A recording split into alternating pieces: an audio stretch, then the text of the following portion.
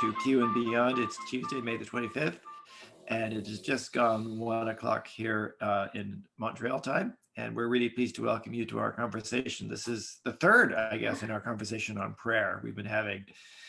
And in the light of it being Pentecost yesterday, I think it's just so appropriate to continue this conversation about prayer.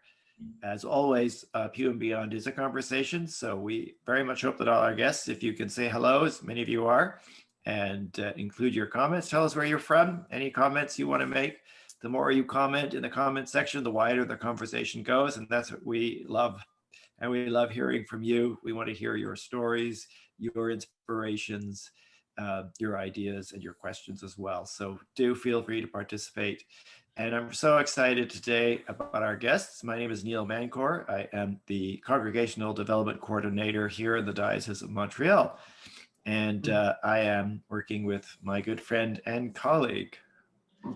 I'm Lisa Vaughn, the Parish Vitality Coordinator with the Diocese of Nova Scotia and Prince Edward Island. And we are delighted to have two guests today, one from the Diocese of Rupert's Land, one from the Diocese of Nova Scotia and Prince Edward Island. The Reverend Deacon Tanis Kolisnyk is again from the Diocese of Rupert's Land, and she has some stories to share about prayer. And then we have Reverend Francis Drolet-Smith, who's a Vocations Coordinator here in this diocese. But before we jump into our conversations, we want to begin first acknowledging that we share this land with the peoples who came before us, our Indigenous brothers and sisters. And we pledge to continue to work for healing and reconciliation amongst our peoples. And we are mindful of the stewardship of the earth, God's creation. Pew and Beyond is an initiative of the Spiritual Formation for Discipleship Network of the Anglican Church of Canada. And as Neil said, we are continuing our theme of prayer. And it is Pentecost, and we thought it would be really nice to have guests who are really involved with prayer on the ground in parishes, also regionally, diocesan. What does it look like in terms of what are some options that others might explore in other areas, and to kind of make it real for us, like how does prayer count? So welcome to you both. Thank you. I want to begin first with Reverend Tanis. Tell us a little bit about yourself. Where are you in the Diocese of Rupert's Land? There may be folks who are not even sure where Diocese of Rupert's Land is. All right. Okay, so I'm a deacon here in the Diocese of Rupert's Land, which is mostly Manitoba, kind of south of Grand Rapids to the border, and northwestern Ontario. We're a very active diocese, and our parishes are doing good work. And so it's really a pleasure to be here. And I am part of a group called Rupert's Land with Cheetawin. And Rupert's Land with Cheetawin is a Cree word meaning people helping people. So it's a grassroots organization that was originally formed in 2006 by our Rupert's Land Aboriginal Circle, so our elders. And I'm a Métis gal here from Red River. And we have, originally Cheetawin was mostly Indigenous people, helping Indigenous people. But in 2019, our Diocese of Rupert's Land had a Faith Horizons event where we learned more about the TRC, calls to action. And we had a wonderful couple days, and we recommitted to working together. So now Rupert's Land with Cheetawin is Indigenous and non-Indigenous people working together, supporting each other. And all of our programs are designed and intended to address healing, wellness, and reconciliation. So I like to think of it as a circle of caring. So we have a variety of different things we do, everything from hospital visitations, of course, which is a little bit different right now because of our COVID situation, but being in community places, providing pastoral care, and but also a prayer ministry. So that's what I want to focus on today. Excellent. Well, thanks, Tanis. Yeah. Neil, did you want to welcome some folks? And we'll come back to Tanis and the prayer ministry. Yeah, just to say hi to Stephen and Fred and Lynn, Martha Whitaker and Susan Robertson. So Okay. welcome. And as I said, we love it when you say hello and tell us where you're from. And we see everybody from all over the place. And of course, any questions you have for our guests today would be great. Just put them in the comments section. Great. So Tanis, your prayer ministry, tell us about that. What does it look like? Okay, well, our Rupert Cheetah group, we are members from all over the diocese, so a whole variety of parishes. So to me, our prayer ministry, we've dubbed ourselves prayer blasters. So that's pretty great. And we're there as a team of people that have dedicated their time to lifting people up in prayer. We often find that we hear from the different parishes across our area the needs. Sometimes it's from people coming from the north of Manitoba, coming to Winnipeg for procedures at the hospitals. Right now, we've got folks coming into isolation hotels because of the COVID piece. So our elders are active in providing friendly support on the phone to folks who are struggling and in a time of need. But our Prayer Blasters team, we've just kind of really launched that in the last couple of months, and it's been a wonderful experience. So as the coordinator of GWIN, one of the things I do is I bring those items together and I send out an email to the 8 people that we have that are dedicated to this, and out it goes. So us, the prayer blasters, we embrace all those prayers and we lift them up. And so we send that out, and then we just leave it with the folks that are lifting people up as they feel fit. Now, I know as Anglicans, often, we have very kind of organized prayers, but there's no rules. All right, you may be praying while you're walking your dog. You may be on your knees in a time of silence with a candle lit. There's no rules, and it's just God knows our heart, and I love to pray when I walk my dog. So for me, that's just something that I do, right? But everyone has their way of entering into that time of prayer. We also, so you know, like we have so many great organizations throughout Rupert's Land that support people in times of transition and need. So we want to make sure that we lift them up in our prayers as well.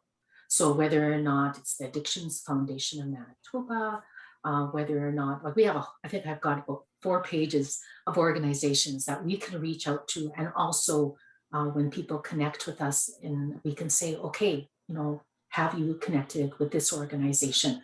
They're there to help you. Because as a diocese, I think all of us, all across Canada, know we can't do this in isolation. We can't support people as they need to be supported with our own limited resources. We have to be connected. And that connection is really important. And prayer ministry can be one way of connecting us and holding each other up. A wonderful comment, sorry, from Margaret Whitaker. She says, dog walking for me as well. Early morning, she does after doing the Lectio 365. That's awesome. Yeah. So, yeah. So, yeah, it's just one of those things that I give thanks to Creator God for opening this door for us to have this as an important piece of the Chiduan ministry. So our prayer blasters are active. And so it's really, really a wonderful way to join together. And that's one thing I really want to emphasize, is that often, when you're in parishes all across the land, you're kind of feeling sometimes like you're working in a silo, maybe that's a prairie term, silos. But, the thing is, we're not, we are connected. And so this is one way of unifying us together, our prayer efforts. So that's one of the underlying pinnings of us meeting the needs of others is that we're not in a silo. So whether or not it's the Diocese of Rupert Island with individual parishes, but also one of the groups that support us is the Anglican Fellowship of Prayer. So one of our prayer blasters, she takes those prayers and goes to her circle of prayer warriors, right?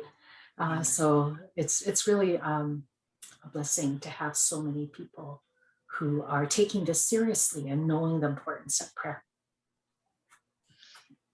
I was going to ask Tanis, how do you get involved in the prayer ministry team? How do you become a person who prays? And and how serious is this for folks? Do they really see that this is a ministry that has value? In what way? Well, when we meet as a Wachidon group, we've been doing it virtually, right, because of COVID. But when we have our meeting, it was a request, who would like to support this? And we had people come forward right away. Yes, put me down. And so there's always room for more, right? Always room for more. And I think it is important, more than just an individual calling, but as a collective calling. So, and some people feel very called to prayer ministry because it's an active, important, and powerful way of God being active in the world. Yeah, great. Wow. I love that sense of conviction about prayer. Mm. It seems to be quite central. And as you say, it's something that seems to unite us across distances. There's a lot of effort going into organizing prayer. Truthfully, sometimes it's a little heavy for me as a coordinator because I hear all these needs. And especially right now, there's so much need out there. We need to be praying every day. And sometimes the end result of some of these prayers aren't as we hoped. So it can be heavy, but that's where it's really important to be unified together. And so do you hear back about prayers being resolved or, outcomes after you folks have been praying for a while? Do you ever hear the stories return to you? Sometimes, but that's not a necessary piece. I don't phone back and say, so how did God answer your prayer? Right. We leave that at the feet of the cross, right? And but yeah, sometimes you hear stories back, and that's a beautiful thing. But you don't. That's not the focus, right? It's not a matter of having a resolution, a positive resolution. Yeah. Yeah. At least that's how I see it. Anyway. Mm-hmm. Mm-hmm. Well, I think that's prayer, right? It's not the vending machine. you pop the prayer in and something is produced or pops out, or you get an answer right away. And that's the nature of prayer. Yeah. And yet it is powerful at the same time. As you say, it's it's a way we partner with God in this world. Yeah. One of the things I do is I like to rest on the promises of God. And there's one resource that I use that I really appreciate. It's like 40 Days of Prayer. It's you take a passage from the Bible. So I've been using the NIV. I know we're supposed to be using the NRSV, but oh well. NRV. And I adapt changes to provide more personalized prayer for that individual. And do you want to hear an example of that? Yes, please. Be helpful? Sure. Okay. So, as we continue to join our hearts in prayer for, we'll say Sam, okay, for Sam. May they find rest in the loving arms of our Lord. So this is more of an intentional way to pray, or a general way, but with a name, it's intentional. And I find that very helpful when I raise folks up. So this is about declaring the truths of Scripture and surrounding those in need of prayer. So for example, we'll take two verses from Isaiah. So Isaiah 40, this is an example of how I may pray for an individual. God, you give strength to the weary and increase the power of the weak. Even as, we'll say Sam, even as Sam grows tired and weary, stumbles and falls, Sam who hopes in you, O Lord, will renew his strength. Wonderful. And it might go on, Sam will soar on the wings like eagles, shall run and not grow weary, will walk and not be faint. Amen. Okay. Or another Isaiah verse. Though the mountains be shaken and the hills be removed, yet my unfailing love for Sam will not be shaken, nor my covenant of peace be removed, says the Lord, who has compassion on Sam. Amen.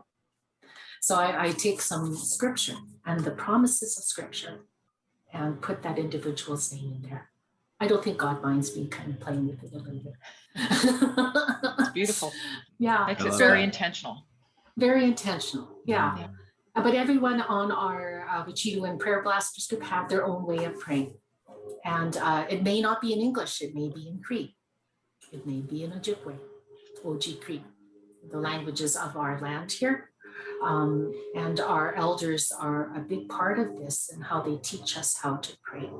But being intentional is one way I find is effective, that I know that God has heard our prayer for that individual. Or sometimes it's just lifting up their name on a walk with my dog. Yeah. So Absolutely. Oh, that's great. I've got Great a wonderful approach. comment from Martha. I've got a couple of things. She says, we had an outside prayer rail during Lent entitled Notes to God. I love that. Notes to That's God. nice. And then Oh. she says, today she was out dog walking and had a conversation where the folks she didn't know said, oh, is that the church that had the prayer fence? So she said, you never know. You're right. You don't know the impact. So Lynn gonna was just saying, she loves the I'm idea of gonna a write public that prayer down. rail. prayer Notes rail. to God. I love it. Oh, That's yeah. neat. It's almost like those fences with the locks on them, you know? That's It's a right, real yes. sign, isn't it? A sign and kind of a signal to others of prayer and how the church cares. That's Yeah. wonderful.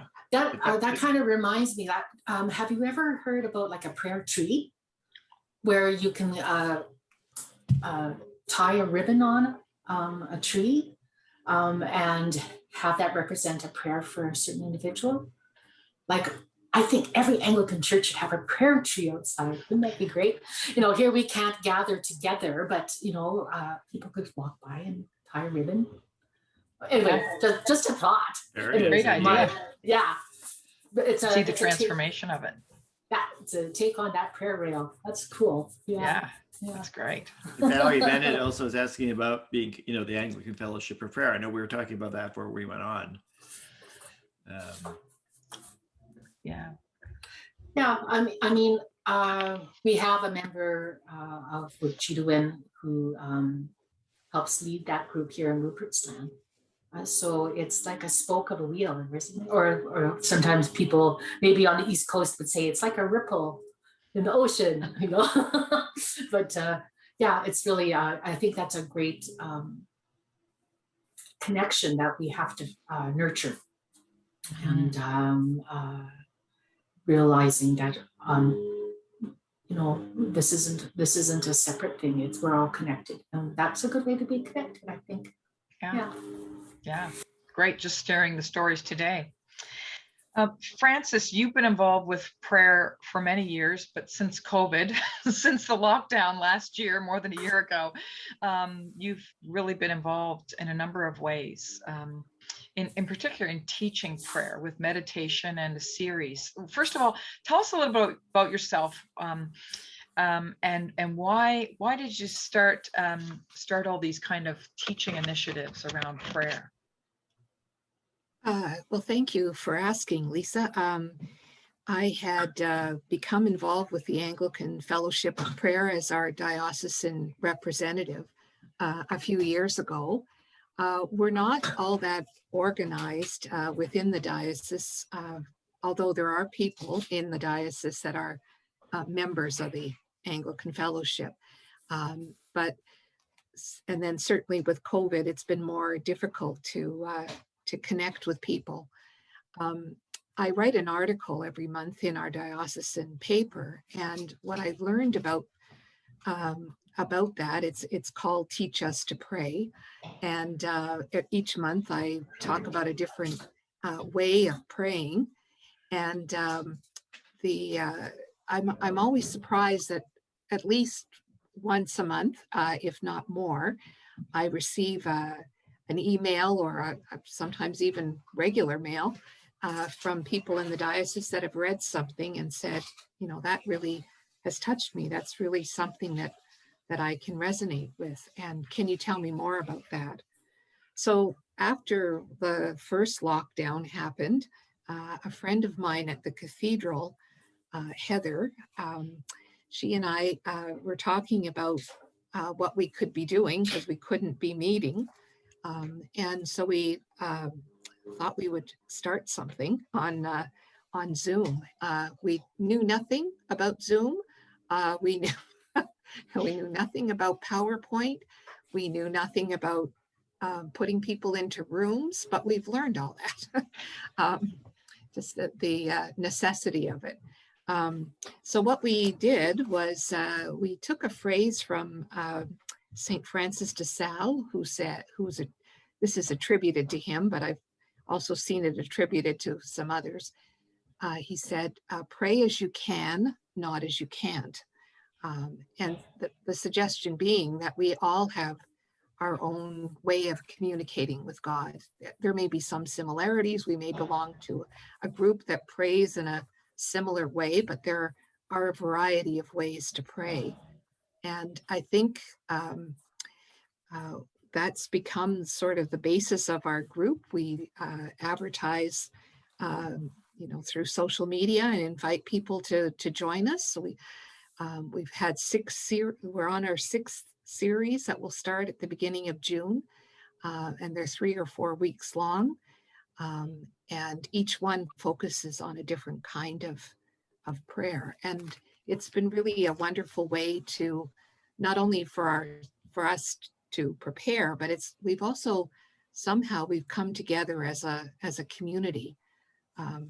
It's interesting because there aren't that many people from the cathedral congregation that are part of that 30 or 35 people that meet weekly. But we have people that join us from Winnipeg. We have some people that join us from London, Ontario, from Prince Edward Island, from New Brunswick. So it's been really nice to gather on the internet, and we haven't lost anybody that we've put in a room. We managed to get everybody back at the end. So when you talk about different styles of prayer, so what have you done? Well, we started with Lectio Divina, which many people will recognize as holy reading.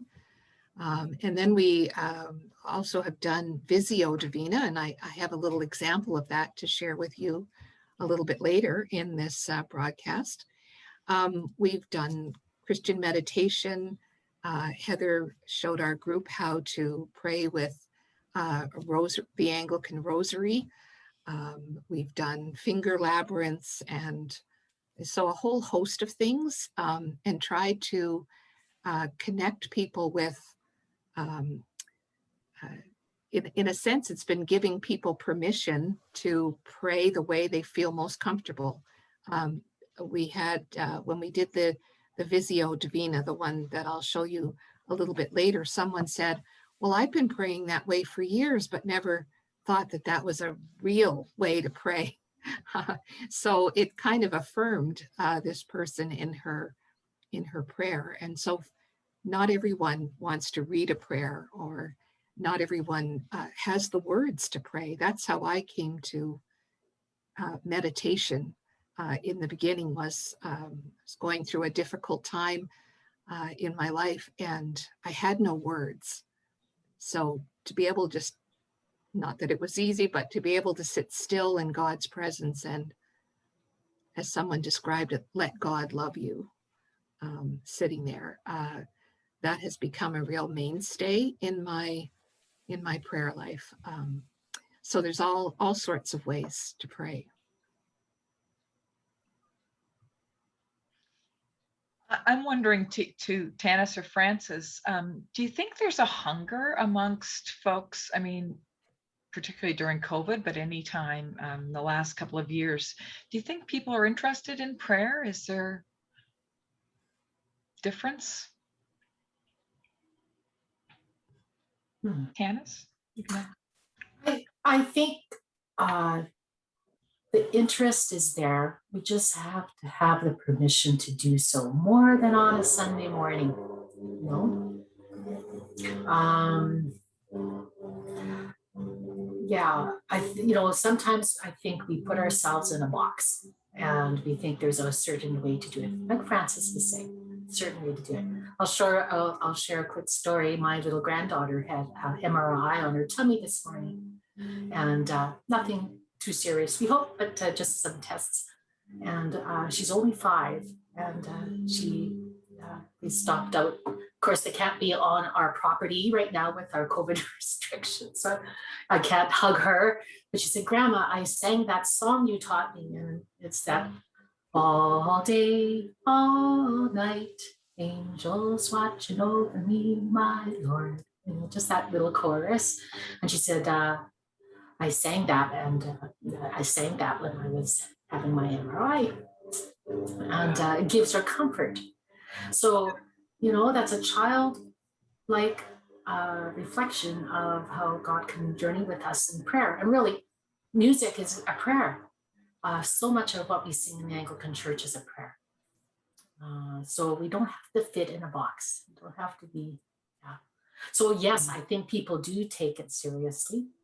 But I think sometimes we shortchange ourselves in thinking it has to be a certain way. So yeah. I'd like to see that extended. One of the things I'd love to see too is the powerful prayer of our elders in the Anglican Church of Canada be explored more. So I'm waiting for that day that we can embrace the powerful prayers of our elders as well. Yeah. About children, Tanis, when our daughter was about 4, I guess, my husband was holding her, and she said to him, are there other worlds, Daddy? And Paul said, well, yes, I think so. And Sarah said, well, I know that. He told me when I was in his hand. And Paul and I just, I thought, whoa. Wow.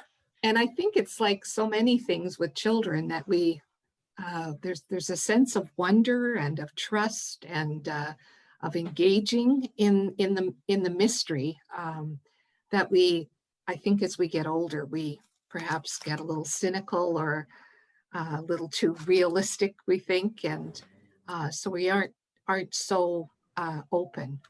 But I mentioned earlier about Christian meditation. It's being taught in not specifically Christian meditation, but meditation practice is being taught in so many schools, and not only to calm the nerves of people, but although that's certainly a byproduct of meditation, but also that sense of being aware and in the present moment and living fully. And children can do that quite easily. Much more so than adults who think we have to be doing something, we have to produce something, we have to look busy, Jesus is coming, that sort of response. So, well, and I wonder if that's why these prayer practices, different, whether it's singing or the adult coloring kind of reflective, meditative kind of prayer practice, the finger labyrinth. I mean, there are ways that we are, I think a good number of people are exploring just to try something outside the box, as Tanis said, something outside a written prayer.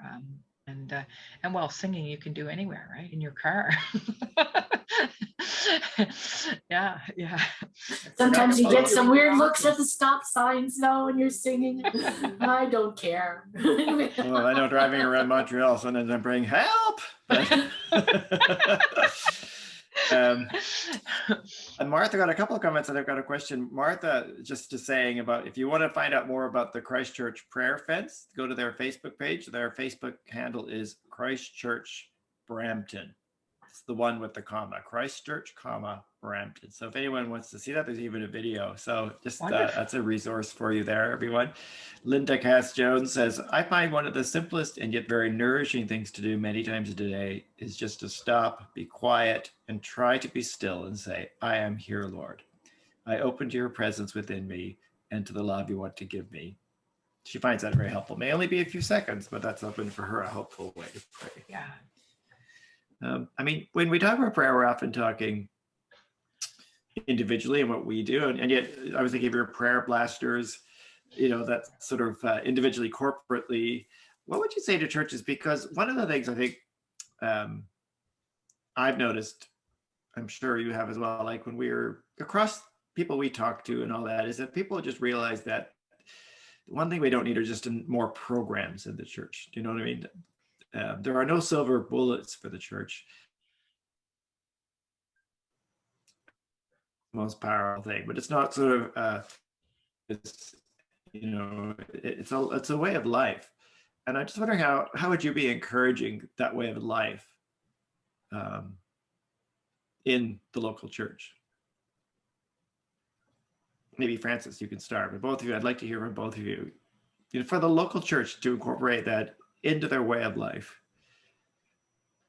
I think this is as difficult as COVID has been with all of the restrictions on us and the enforced isolation. And I say that as an introvert who you would think isolation would be a dream, but it's different when you don't choose it. That's another topic. But I think this is the perfect time to be encouraging people to explore other ways of prayer, not only to try out the latest, finger labyrinth. I've never done that before. Let me try it. But I think just giving people that opportunity to try out something that will, when they find something that speaks for them, that automatically connects them to others. So it has that kind of connective quality to it. And again, just being able to say to people that the prayers in the prayer book are beautiful and we're shaped by those prayers. And there's lots of times when words of the Psalms come to me or familiar prayers come, even when I'm not holding the book. But I think it gives us a broader scope to say, well, I can try something else and I can connect in a different way, because prayer is essentially conversation. We're having a conversation with God. There's also an important element of listening. Sometimes we're a little impatient and anxious to get on to the next thing or the next job, and so to be sitting still, as in contemplative prayer, that makes us a little antsy because we're not doing anything. We're just sitting there, and that's I think that's an area that we really need to explore more deeply. When you say we're not doing anything, isn't that the way sometimes we think of prayer? Is that we're not doing anything? But you know what? It's very active, and I think we have to get past that thought. Yes, prayer is important. Action is important, but and the listening part is very important as well. But you know what? I don't think we should shortchange prayer in that way. And it is an active way of entering into God's presence and allowing God to work through us as the hands and feet of Christ. I mean, I guess because I'm a deacon, I love bringing the needs of the people back to the church. And right now, it's been so weird not being able to gather as the church. And I know as deacons, we've been kind of feeling like fish out of water a little bit. But wow, like prayer can be the answer to that right now. And we will be active again, and we will be together again, and God is active in the world. And I think we're learning things during this COVID time about how to be the church outside the church walls, and that's a powerful thing.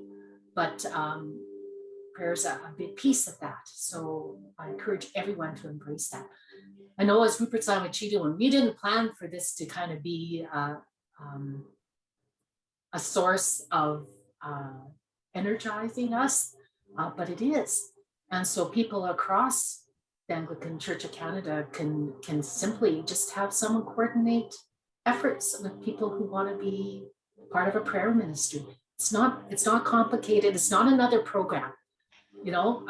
That's one thing I certainly didn't want it to be, was another program. It's not that at all. And it's simple and it's beautiful. So, yeah. There's only one other thing, is that this is a way to abide in God's love. And I think that's an important piece of what prayer ministry is to me. But I hope that our prayers are answered. But we know that that's not the most important part here, is that whether or not we get a yes, it's that we are praying. I think picking up on what you said, Tanis, about abiding in God's love, and what Francis said earlier about sitting still and letting God love you. I know that there's been a couple of people even in my neighborhood who have asked about prayer and are curious. And I wonder, with COVID, where there is so much anxiety, and if folks are thinking about kind of existential, kind of big picture, is there more to life than a bigger, flatter screen TV? Like, really, like, I think people are really thinking about their priorities and how precious life is. And is there a God? And if there is a God, does God care? And those kinds of things. I think this is a real missional opportunity. I think it is for our parishes and as individuals, but I think there may be folks who are curious about different ways of praying, meditating, mindfulness, however they start off or experience the divine that way. I think there might be an avenue there for ministry in terms of people being curious. As Francis has mentioned about her friend Heather, Heather had a labyrinth here in the park. Can you share a little bit about that, Francis? And our diocese has a portable labyrinth. It's a full size. It's huge. And Heather wanted to bring it out into the community. She was part of the Connectors group of missional people. So she took it out every Sunday afternoon last summer, even during COVID, and invited people to walk. And it was a wonderful opportunity, because the park that she placed it in is across from the cathedral, but there's also a huge hospital next door.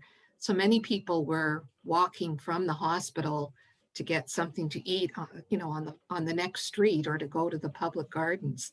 And the labyrinth was there. Well, many people were curious, but there were also people who knew about the labyrinth and were so happy to have access to one. And Heather had opportunity to share a little bit about the history and the purpose of it. And it really is a global phenomenon that a number of cultures have a similar kind of walking prayer. So it was a wonderful opportunity for her to share that aspect of her own spirituality that's been meaningful. Great, thank you. Well, and of course they're medieval as well, right? They go back quite ancient ways to pray. I loved doing one. Someone gave me a way of praying a labyrinth. You're walking in, telling God what you need, and walk out listening. I just found it so simple, so lovely.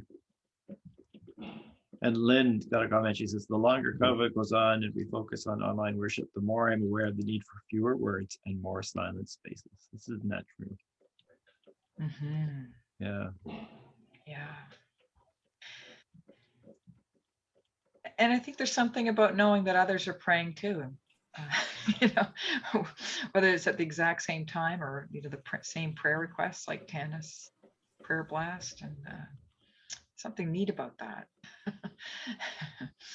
Yeah. Lovely evening hymn. I guess it originated with the Church of England, but about the unending prayer, you know, the day thou gave us, Lord, is ended, and how as the world turns, the prayers turn as well, that people, when we're asleep, somebody else is praying. And so that kind of connectedness to not only others in our present world, but those before us and those who will come after us. I mean, it's really a wonderful circle of caring.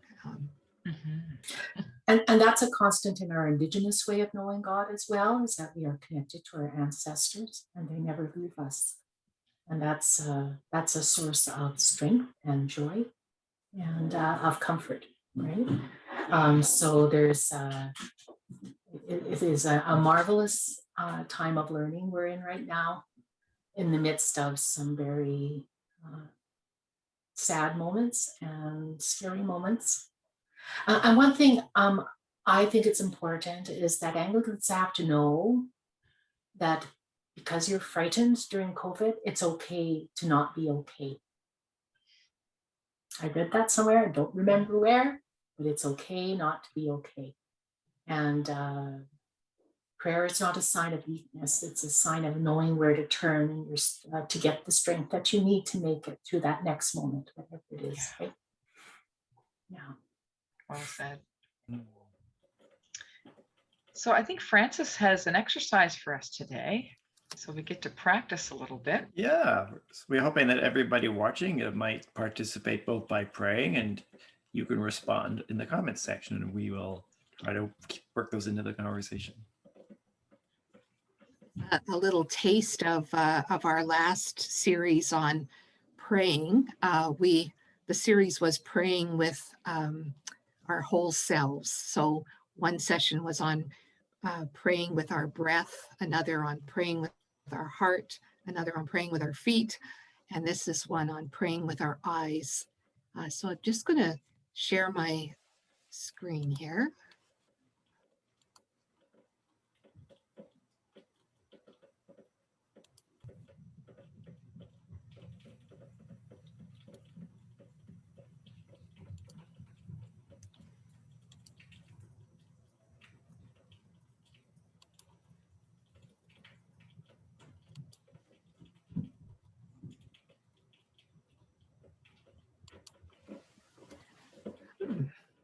Well, this is like a real evening with us on Pray As You Can.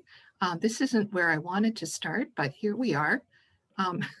These are just some quotes about gazing prayer, and I found it interesting to read about gazing prayer.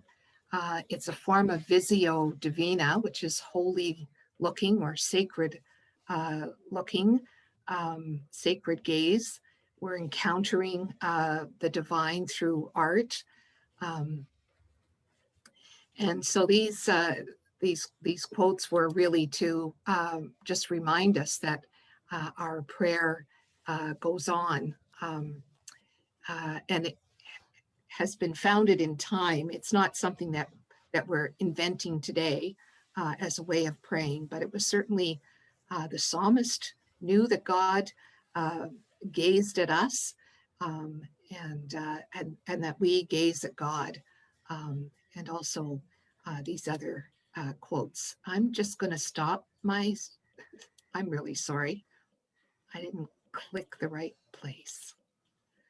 So this is how we really are.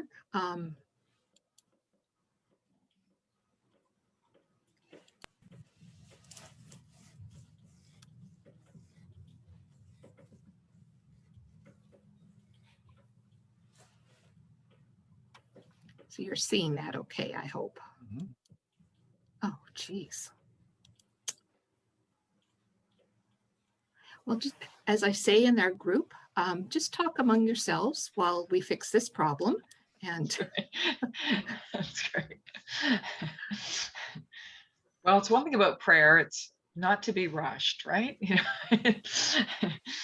um, so, well, Francis pulling that together. Tanis,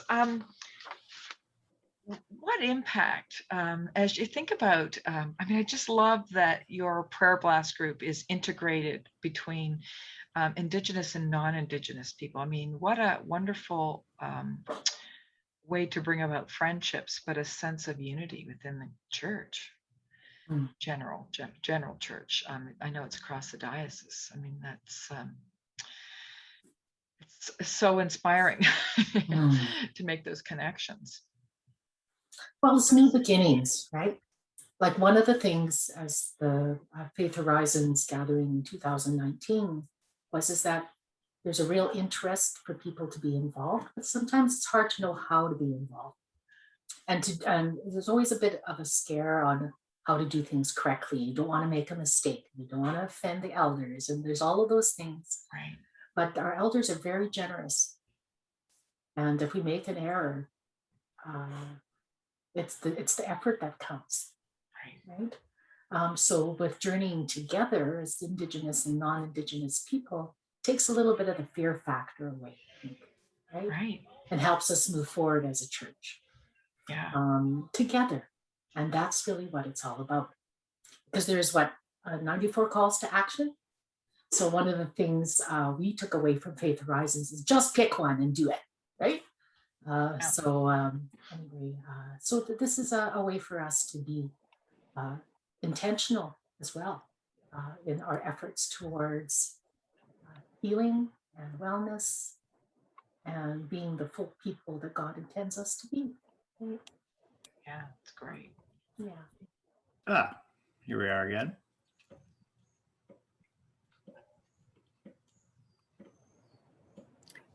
There we are. That was just a test before.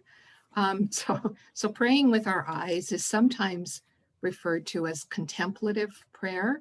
And this is what we were speaking about earlier, that contemplative prayer, we're not meant to be doing anything except being in God's presence. And as people who are used to doing, the being part is sometimes difficult. So an ancient name for this form of prayer is Visio Divina, which is holy seeing. It's similar to Lectio Divina, but what we're reading is art, or you can actually practice Visio Divina looking at other human beings, gazing and being prayerful. So it's also called gazing prayer. And again, that sense of not just looking, because we often look and then look away. And I don't mean staring either, but rather gazing with adoration and with gratitude. It's another form of resting in the gaze of God. So I'd like to tell you a little bit about Sager Koder. Some of you may be familiar with his artwork. He was a German silversmith and painter. He was a member of the resistance and later was a prisoner of war. And he was ordained as a Roman Catholic priest in 1971.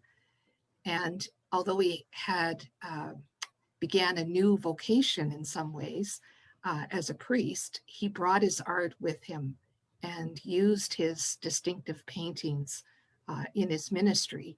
And there's a wonderful collection for Holy Week, particularly for Good Friday, the Stations of the Cross that he's put together that are truly stunning. So this activity in prayer of resting in God's loving gaze, this is one of Koder's paintings. It's called Storm on the Lake. So in this practice, you allow yourself to be drawn into the picture. You be open to the characters. You probably recognize what story this painting is telling. But we're not meant to be thinking so much at this point about the story. We're not meant to be analyzing it or reading the story, but just gazing at the picture. And in a sense, gaze at it as you might imagine God gazing at the world, gazing at this group of men who are in a boat, in a storm. Take a look at the colors and lines and forms and textures, and watch the movement, the stillness, the movement in the painting, the stillness, the contrasts. And whenever your attention strays, which it will, we're wired for activity, but whenever your attention strays, return to the image. In the same way, if you meditate, you return to the mantra as a way of continuing in your prayer. So this is a close-up of one end of that painting. And so we can imagine in this activity of the things that Jesus may have said to his disciples who were understandably afraid. Jesus is asleep in the bow of the boat, and the disciples are struggling to keep the boat afloat. In the bigger picture, you might have noticed somebody was bailing the water, or somebody else had a cracked oar. So if you're familiar with this story, you can think about what Jesus may have been saying to the disciples, but also what he may be saying to you at this time in your life. So one of the phrases in that passage are, let's go over to the other side. This is before they even get in the boat.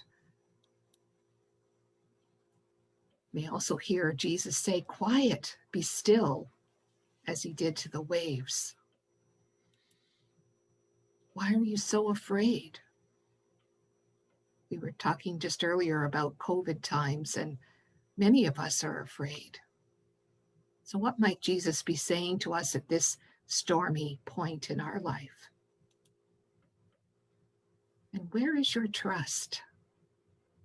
I ask myself this question frequently, that on the one hand, it's very easy, automatic even, to say that God will provide, God will make the way clear, and in the next breath almost to be fearful and untrusting.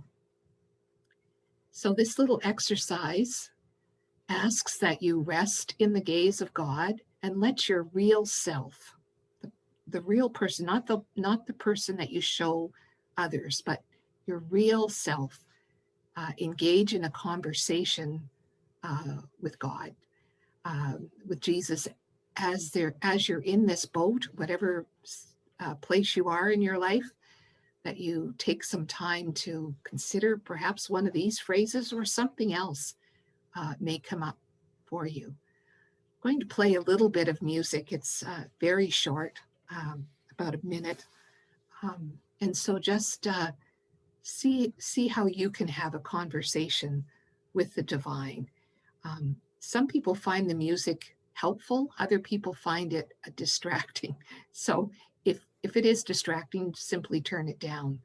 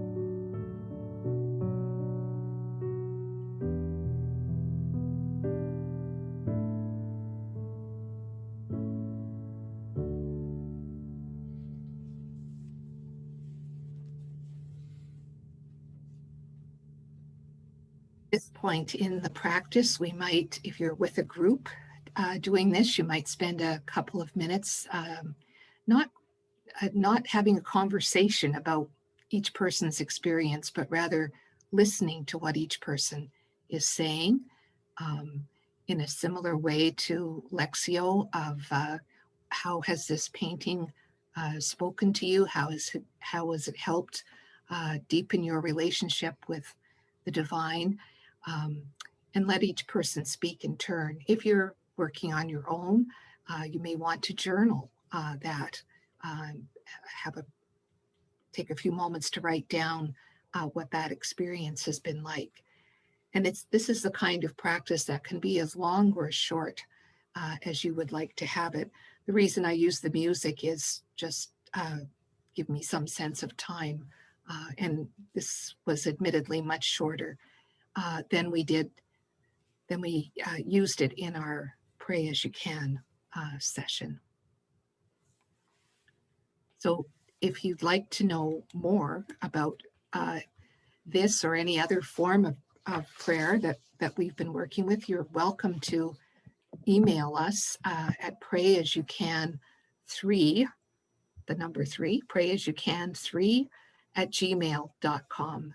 And we'd be happy to share resources and ideas. Pray as you can 3. I like that. At gmail.com. I'm just putting that in the comments.